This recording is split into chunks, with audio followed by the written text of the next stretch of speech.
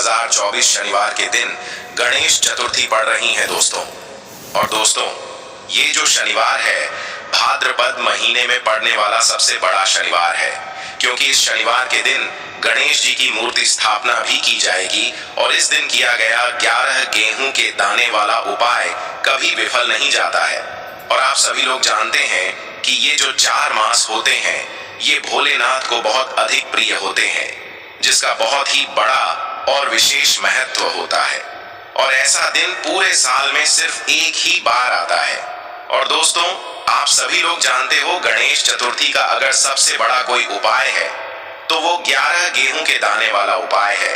तो दोस्तों, इस शनिवार गणेश चतुर्थी के दिन आप लोगों को इस 11 गेहूं के दाने वाले उपाय को जरूर करना है।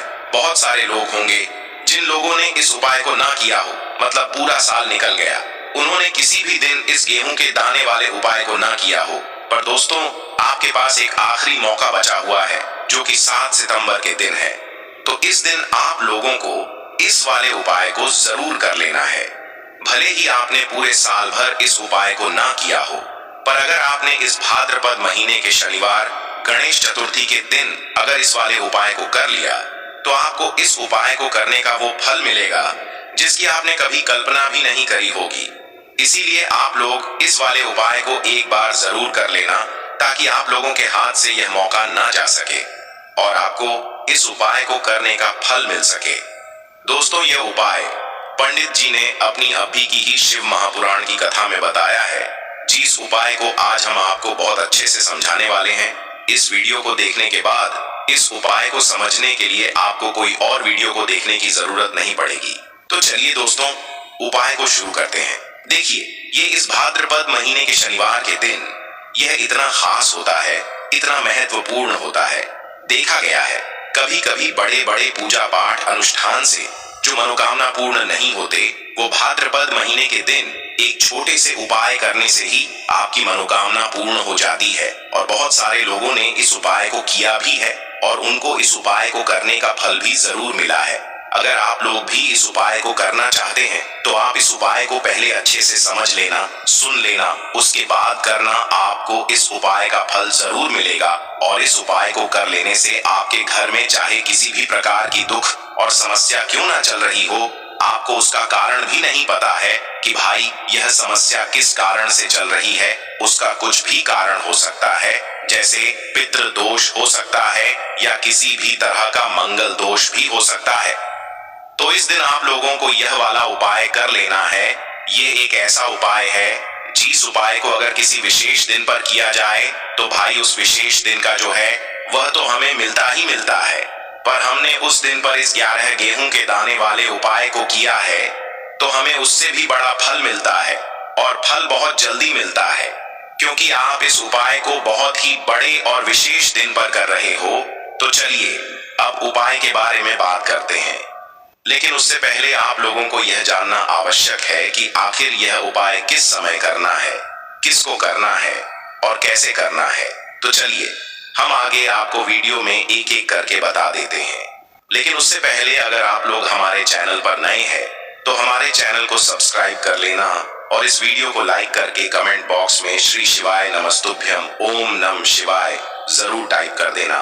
तो दोस्तों, इस 11 गेहूं के दाने वाले उपाय को हमें इस गणेश चतुर्थी के दिन कैसे करना है, किसको करना है, किस समय करना है और कहां पर करना है, ये सारे सवालों के जवाब आपको इस वीडियो में मिल जाएंगे। और जो ये वीडियो देखेगा भाई, उसको 11 गेहूं के दाने वाला उपाय जरूर करना चाहिए, क्योंकि इस दिन एक गेहूं के दाने का भी बहुत ही बड़ा और विशेष महत्व होता है। और जब बात आ जाए 11 गेहूं के दाने की, तो ये सोने पे सुहागा वाली बात हो जाती है और ये एक बहुत ही बड़ा उपाय हो जाता है इस शनिवार गणेश चतुर्थी का। तो अब दोस्तों, इस 11 गेहूं के दाने वाले उपाय को आखिर करना किसको है, सबसे पहले हम लोग वो बात जान लेते हैं। तो देखो, घर की जो बड़ी माताएं बहनें होती हैं, उन माताओं बहनों में से कोई भी एक बड़ी माता बहन इस वाले उपाय को कर सकती है। और दोस्तों, अगर आप चाहे तो अपने घर में से सभी सदस्यों को भी इस उपाय को करवा सकते हैं। अगर किसी व्यक्ति की खुद की कोई मनोकामना है, खुद की कोई दुख और परेशानी है जो कि वह अपने लिए ही करना चाहता है, इस वाले उपाय को तो वह खुद अपने लिए भी कर सकता है। बाकी अगर कोई घर में से ऐसा है जो कि अपने पूरे घर परिवार की सुख और शांति के लिए यह वाला उपाय करना चाहता है, तो भाई वह भी कर सकता है, उसमें भी कोई दिक्कत वाली बात नहीं है।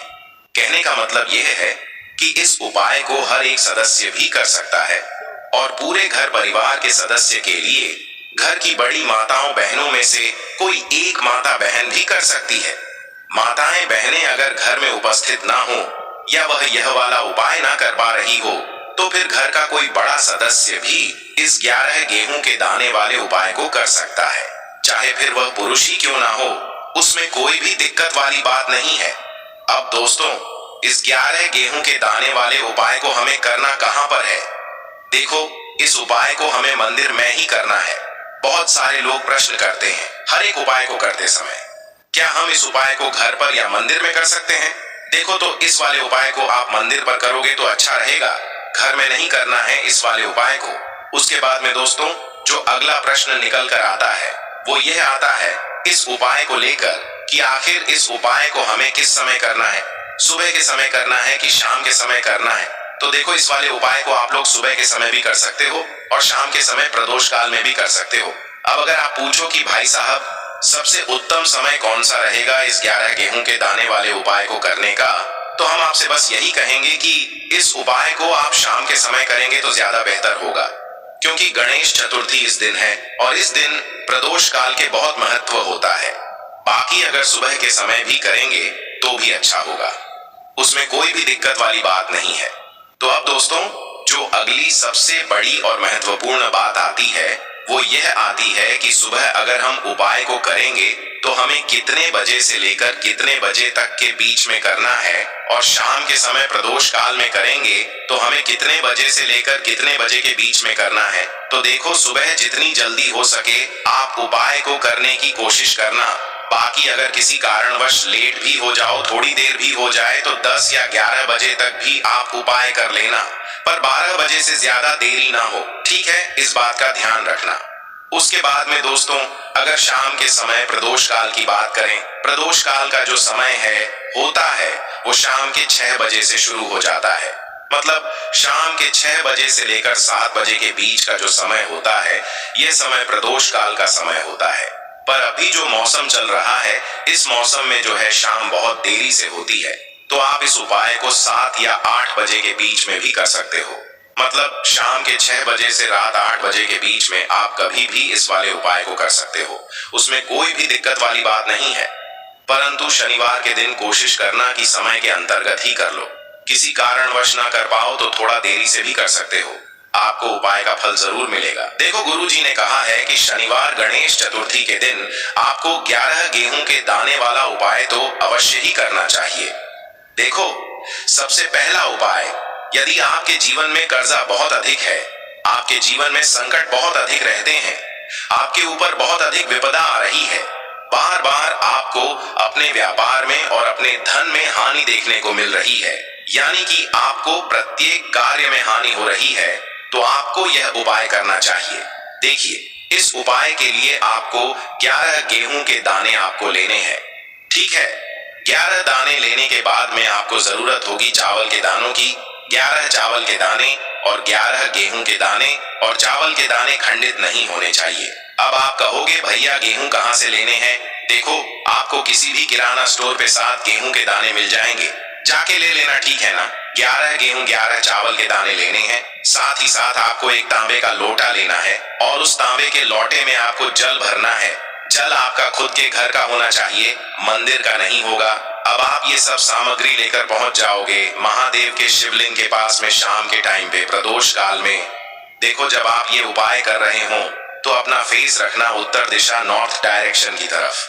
अब यहाँ पे जो मैं आपको क्रम बताने जा रहा हूं ना, उस मेरे क्रम को बहुत ध्यान से सुनिए। महादेव को अगर कोई सबसे प्रिय है ना, तो उनकी सबसे छोटी पुत्री जिनका नाम है माता अशोक सुंदरी, जो आपके पास में चावल के 11 दाने हैं ना, उन चावल के 11 दानों को माता अशोक सुंदरी के स्थान पर आपको अपना नाम और गोत्र बोलते हुए समर्पित कर देने हैं, है ना? चावल के दानों को रखने के बाद में जो आपके पास में तांबे का लोटा है ना, उस तांबे के लोटे को कहीं पे भी हम जल नहीं चढ़ाएंगे। सिर्फ और सिर्फ माता अशोक सुंदरी का जो हस्त कमल आपको दिख रहा है, यहीं पे गोल गोल आपको समर्पित करना है उसी जल को, और कहीं नहीं। ना तो माता अशोक सुंदरी के स्थान पर, ना तो शिवलिंग के ऊपर। सिर्फ आपको यहाँ पे गोल गोल जलाधारी पर आपको उस जल को समर्पित करना है। अब आपके पास में बचे हुए हैं 11 गेहूं के दाने, और बचे हैं उन्हीं 11 गेहूं के दाने को आपको अपनी मनोकामना अपने विशेष कहते हुए महादेव के शिवलिंग के ऊपर अगर आप गणेश चतुर्थी के दिन प्रदोष काल में कर देते हैं तो आपकी जो भी मनोकामनाएं होंगी, जो भी विश होंगी, महादेव पूरी जरूर करते हैं। अन्न को समर्पण करने से, उस खासकर गेहूं को समर्पण करने से हमारी इच्छाएं पूरी होती हैं। और अगर वो दिन गणेश चतुर्थी का दिन हो तब तो इससे सुंदर संयोग कुछ भी नहीं हो सकता। आपकी इच्छाओं को पूरा करने के लिए बहुत स्पेशल, बहुत प्यारा सा उपाय आप सभी को जरूर करना है। ध्यान में रखिएगा, यह उपाय प्रदोष काल में करना है। देखो, गुरुजी ने कहा है भगवान शिव के शिवलिंग पर 33 कोटि देवी देवताओं का वास होता है। अगर हम शिवलिंग के सामने कुछ भी उपाय करते हैं तो हमारे सभी देवी देवता हमसे खुश हो जाते हैं। ये उपाय आपको अवश्य करना है। देखो, सुबह के टाइम नहीं कर सकते, ठीक है। अब बात करते हैं अगले उपाय की। देखिए, आगे बढ़ने से पहले वीडियो को एक लाइक जरूर करें। देखो, इस उपाय को करने के लिए सबसे पहले तो आपको 2 मिट्टी के दीपक लेने होंगे। अगर आपके पास मिट्टी के दीपक नहीं है तो आप आटे के दीपक भी तैयार कर सकते हैं, परंतु कोशिश करना कि मिट्टी के दीपक आपको मिल जाए, ठीक है। देखिए, अब मिट्टी के दीपक जब भी आप ले रहे हो तो आपको एक बात का विशेष रूप से ध्यान रखना है कि मिट्टी के जो दीपक है वो कहीं से भी टूटे हुए या फिर खंडित नहीं होने चाहिए। देखो, आपको विशेष ध्यान रखना है कि आपको खंडित दीपक नहीं लेना है। इसी के साथ में आपको लेना होगा शुद्ध देसी गाय का घी। अब देखो, गाय माता का यदि आपको घी प्राप्त हो जाता है तो वही आपको ले लेना है। अगर आपको गाय का घी नहीं मिलता है, कोई भी देशी घी आप इस्तेमाल कर सकते हो। देखिए, अब आपको क्या करना है, आपको 2 चम्मच शुद्ध घी लेना है। क्योंकि आप 2 दीपक ले रहे हैं तो आपको 2 चम्मच शुद्ध घी लेना है। देखिए, घी से दीपक प्रज्वलित करने से हमारे जीवन की जो संकट है, कष्ट है और बाधाएं हैं वह सभी दूर होती हैं और नकारात्मक ऊर्जा घर से बाहर जाती है। और घी से दीपक प्रज्वलित करने से बहुत अधिक लाभ होता है। और इसी के साथ में आपको लेनी होगी गोल बाती। आपको मात्र 2 गोल बाती लेनी होगी। गोल बाती का दीपक प्रज्वलित करने से माता लक्ष्मी बहुत अधिक प्रसन्न होती है, जिससे आपके धन में वृद्धि होती है। और इसी के साथ में आपको लेनी होगी 2 लौंग। देखो, अब लौंग जो है हमारे जीवन के सारे संकटों और कष्टों को दूर करती है, तो इसीलिए आपको मात्र 2 फूल वाली लौंग लेनी है। अब ये सभी सामग्री लेने के बाद इन सभी सामग्रियों को लेकर के आपको पहुंच जाना है पीपल के वृक्ष के वहां पर, क्योंकि इस दिन दीपक को पीपल के वृक्ष की जड़ में दीपक प्रज्वलित करना बहुत ही विशेष बताया है, खासकर शनिवार के दिन। तो कैसे करना है, चलिए जानते हैं। पूज्य गुरु जी कहते हैं कि जो भी व्यक्ति पीपल के वृक्ष से कोई भी उपाय करता है तो उसके जीवन में कभी भी धन की समस्या उत्पन्न नहीं होती है। देखिए, पूज्य गुरु जी ने बताया है आपको ऐसे पीपल के वृक्ष के नीचे इस उपाय को करना है जो थोड़ा बड़ा वृक्ष हो और उसकी छाया आपके ऊपर पड़नी चाहिए, और पीपल की जड़ में आपको ये उपाय करना है। अब सबसे पहले तो आपको अपना जो मुख है उत्तर दिशा की ओर रख करके खड़े हो जाना है। उत्तर दिशा जो है वो माता लक्ष्मी और भगवान विष्णु की मानी गई है, जिनकी कृपा से हमें धन की प्राप्ति होती है और आर्थिक तंगी से हमें छुटकारा मिलता है। तो सबसे पहले तो आपके पास में जो 2 दीपक हैं उन्हें आपको पीपल के वृक्ष की जड़ के पास में रख देना है। अब दोस्तों, इन दोनों दीपक में आपको 1-1 चम्मच घी डाल देना है। उसके बाद आपको दोनों दीपक में 1-1 गोलबाती को डाल देना है। इसके बाद आपको पीपलेश्वर महादेव का नाम लेकर के और अपनी नाम और गोत्र को बोल करके दोनों दीपक को आपको प्रज्वलित कर देना है। उसके बाद जो आपके पास 2 लौंग हैं उनमें से आपको 1 लौंग को अपने सीधे हाथ में रखना है, और जो दीपक है पहला दीपक, उसके ऊपर से आपको पहले लौंग को 11 बार घुमाना है। देखिए, यदि आप 11 बार घुमा रहे हैं तो आपको 11 बार ओम महालक्ष्मी नमः इस मंत्र का जाप कर लेना है, और आपको अपना नाम और गोत्र को बोल करके आपको धन की प्राप्ति हो, धन की जितनी भी समस्याएं हैं वह सभी दूर हो, ऐसे आपको प्रार्थना कर लेनी है। और ये जो पहली लौंग है इसे आपको दीपक के अंदर डाल देना है। अब इसके बाद आपको दूसरी लौंग को भी लेना है और बाएं वाले दीपक के ऊपर से भी आपको इससे लौंग को 11 बार घुमा देना है और 11 बार आपको ओम नमो भगवते वासुदेवाय नमः इस मंत्र का जाप कर लेना है। उसके बाद इस जलते हुए दीपक, मैं आपको अपना नाम और अपनी गोत्र को बोल करके इस जलते हुए दीपक में ये लौंग आपको डाल देनी है। देखिए, पूज्य गुरु जी कहते हैं कि जो भी व्यक्ति इस उपाय को सावन मास की शनिवार की षष्ठी तिथि पर कर लेता है उसके जीवन में कभी भी धन से जुड़ी समस्या उत्पन्न नहीं होती है।